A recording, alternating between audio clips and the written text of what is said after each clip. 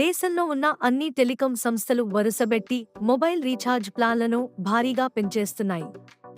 ముందుగా టెలికాం దిగ్గజం జియో అన్ని పోస్ట్ పెయిడ్, ప్రీపెయిడ్ ప్లాన్ల ధరలను భారీగా పెంచగా, ఎయిర్టెల్ కూడా అదే రీతిలో మొబైల్ రీఛార్జ్ ధరలను పెంచింది.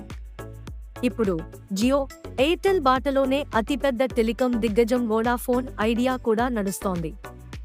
Vodafone Idea prepaid, postpaid ప్లాన్ల కొత్త ప్లాన్లను ప్రకటించింది. పెరిగిన కొత్త మొబైల్ రీఛార్జ్ ధరలు జూలై 4 నుంచి అమలులోకి రానున్నాయి. కొత్త వోడాఫోన్ ఐడియా ప్లాన్ల ప్రకారం వివిధ ప్రీపెయిడ్, పోస్ట్ పెయిడ్ ప్లాన్లలో టారిఫ్లు 11% నుంచి 24% మధ్య పెరగనున్నట్టు కంపెనీ ప్రకటించింది.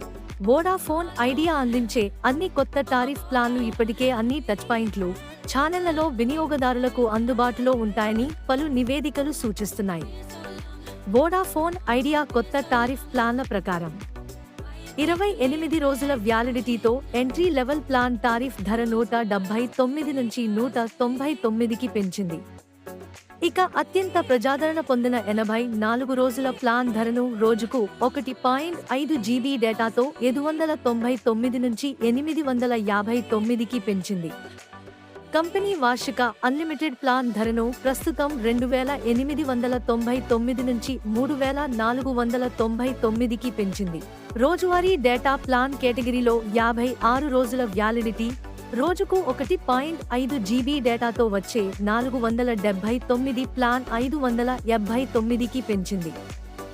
వోడాఫోన్ ఐడియా అందించే 360 రోజుల వ్యాలిడిటీ ప్లాన్లో 24 GB డేటాపై ఎలాంటి మార్పు చేయలేదు.